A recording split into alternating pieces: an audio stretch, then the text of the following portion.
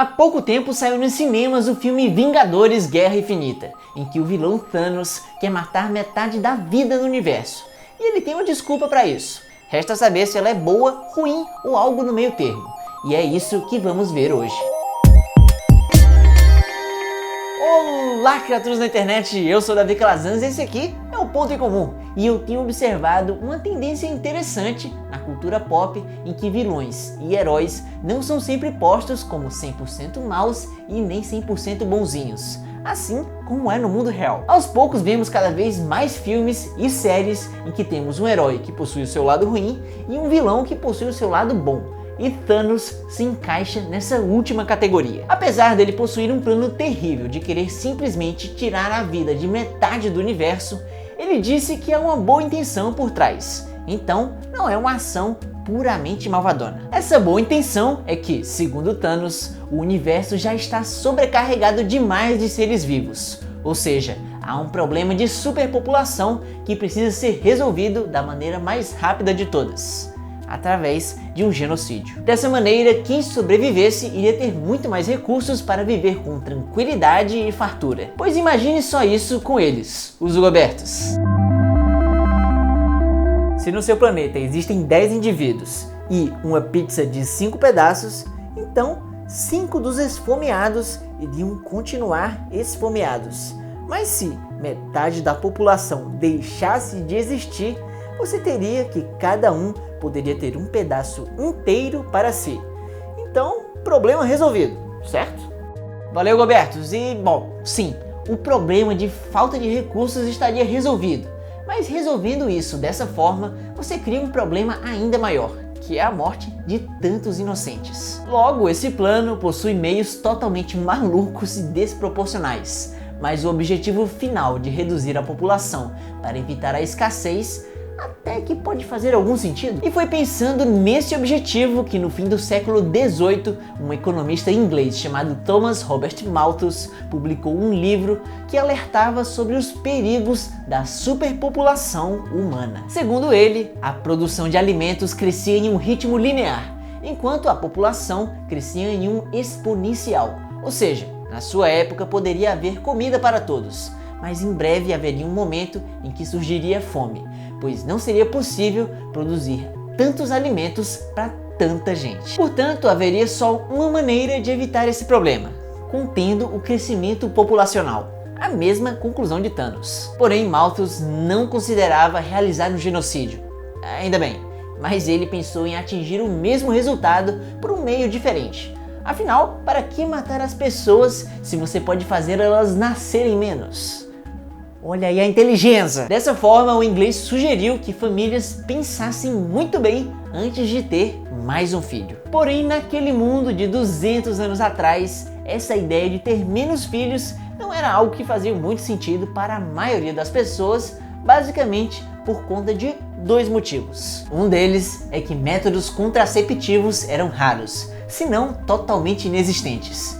Então, para não ter filhos, a abstinência seria a única solução efetiva, o que certamente muita gente acabou não conseguindo. Não consegue, né? E o segundo fator que não contribuiu para o plano de Malthus foi o fato de que naquele tempo doenças fatais eram comuns, principalmente em crianças. Por isso, a dona Marocas, que vivia no século XVIII, sabia que era provável que algumas de suas crianças acabariam morrendo antes sequer de atingir 5 anos. E isso era ruim, é claro, mas infelizmente era comum de acontecer. E assim o tempo foi se passando e o nosso economista parecia cada vez mais errado em suas previsões. Na época dele, o mundo possuía por volta de 1 bilhão de habitantes. E hoje vivemos em um planeta com cerca de 7,6 bilhões de seres humaninhos. O que de fato foi um crescimento bem acelerado, visto que a nossa espécie passou cerca de dezenas de milhares de anos para atingir a marca do seu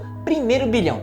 Já o sétimo veio com apenas 200 anos. Tá, mas então como é que a gente não passa fome como Malthus disse que ia acontecer? Bom, é simples. A nossa produtividade aumentou de uma maneira inimaginável para alguém de séculos atrás. Por exemplo, Se alguém antes precisava colher o trigo se abaixando e arrancando com a sua própria mão, hoje nós temos máquinas enormes que possibilitam uma única pessoa fazer o trabalho de dezenas ou até de centenas de agricultores. E isso, minha gente, só foi possível graças à criatividade e à capacidade de inovação do ser humano. Duas coisinhas que Malthus simplesmente não foi capaz de prever. Dessa maneira, vivemos em um mundo com muito mais gente e que são capazes de produzir ainda mais. Ai, que maravilha o progresso! Peraí. Isso realmente parece incrível? E é, mas será que não existe um limite do que o nosso planeta tem a nos oferecer? Sim, isso é verdade e é um debate crescente. Agora que sabemos do que somos capazes de produzir, está chegando a hora de nos perguntarmos se a quantidade finita de recursos do nosso planeta poderia dar conta do nosso aumento de produção tão acelerado. E aí o medo seria chegar em um ponto em que não importa o quanto de tecnologia top de linha a gente usar, a Terra ainda assim não seria capaz de oferecer mais, assim impondo um máximo até onde nós conseguiríamos produzir. Então, a partir desse estágio, já era. Qualquer aumento na população que cria uma necessidade por mais alimento faria com que esse excedente de pessoas morresse de fome. Bom, mas e aí, vai todo mundo morrer mesmo? Eu já tinha sobrevivido àquele asteroide, mas que droga! Bom, Miguel, não se preocupe. Ao que tudo indica, não há motivo para pânico. Pois, apesar da população mundial ter aumentado bastante nos últimos séculos, ao que tudo indica, nos próximos vai ocorrer uma grande freada nesse ritmo. Em outras palavras, as pessoas estão tendo cada vez menos filhos e a população está crescendo cada vez mais devagar. Isso pode ser melhor observado em lugares mais desenvolvidos, como a própria Inglaterra, a Casa de Malthus. No país do Chá das 5, há um tempo atrás, sua pirâmide demográfica era assim. Essa pirâmide é uma representação da população de um país, onde cada barra lateral representa a quantidade de pessoas com uma determinada faixa etária. As mais embaixo representam pessoas mais novas e as de cima as mais velhas. Ou seja, uma pirâmide como essa da antiga Inglaterra mostra uma sociedade em que a maioria das pessoas são novas e a minoria é velha, como podemos ver como essa base larga e esse topo estreito. Porém, com o passar dos anos, algo incrível aconteceu e as pessoas foram tendo menos filhos, o que reduziu bastante a base, e elas puderam viver cada vez mais, o que aumentou o topo, fazendo com que essa pirâmide etária se parecesse mais com uma barra. E a mesma mudança pode ser vista nos outros países que se tornaram desenvolvidos, além de que podemos ver o meio do processo nos que ainda estão em desenvolvimento, como é o caso do nosso Brasil. Agora, nos resta saber o que aconteceu exatamente para que uma sociedade toda tomasse esse rumo. Bom, de uma forma geral, as pessoas passaram a viver mais por causa de uma melhoria nas condições de saneamento básico e acesso a médicos, medicamentos e vacinas. E passaram a ter menos filhos, pois sabiam que essas mesmas melhorias na saúde também valiam para os seus rebentos. E o resultado disso é que a mortalidade infantil diminuiu absurdamente no mundo. Em 1800, a média global era que para cada 5 crianças nascidas, apenas 3 conseguiriam sobreviver até 5 anos.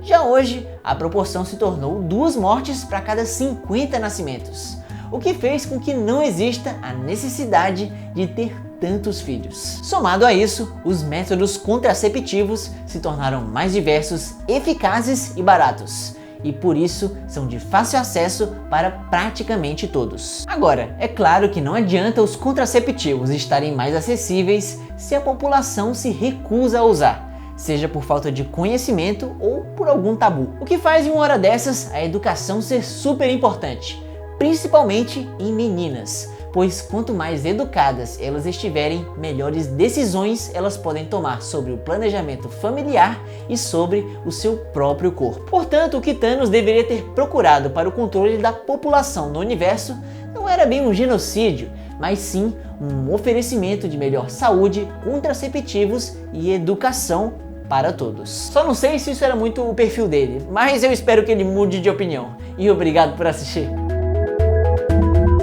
Bom, minha gente, então esse foi o episódio, eu espero que tenham gostado. Essa maratona me pirou o cabeção e eu resolvi mudar bastante coisa. E a partir de agora, os episódios principais do Ponto em Comum vão ser a única programação fixa do canal, até que eu, sei lá, pense em alguma outra coisa legal pra fazer também, que dê tempo também. E eu tô tentando investir mais tempo e esmero em cada episódio e deixar cada um, assim, um pouco mais personalizado do que tava antes, porque eu acho que antes eu fazia um formato muito fixo e engessado.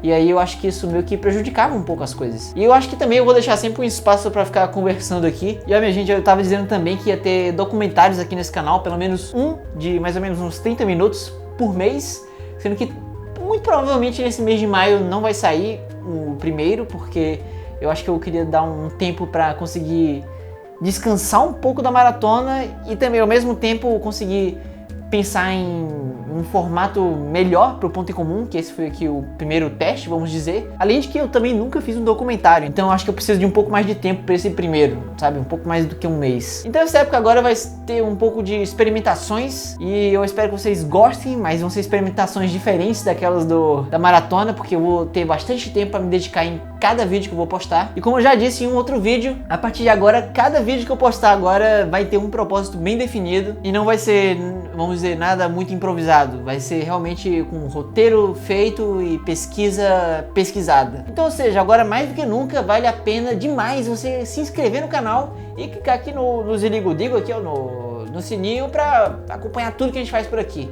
Porque agora eu estou numa vibe de menos é mais. Qualidade em primeiro lugar, quantidade fica em segundo plano. Estou agora voltando às origens do Ponto em Comum e ainda ampliando para deixar um pouco melhor. E não deixe também de deixar aqui os seus comentários, fazendo críticas, sugestões ou falando um pouco dessa minha mancha que eu tenho aqui no meu nariz agora, porque eu levei uma queda e bati o nariz, mas tá tudo bem. Meu nariz gigante sobreviveu. Aí agora eu vou ficar lendo agora a pergunta da semana pra vocês. Então, a pergunta dessa semana é: que desculpa Thanos deveria ter dado para realizar o seu plano maléfico? Sejam criativos, hein? Quero ver criatividade. E eu acho que eu te vejo na próxima. Tchau!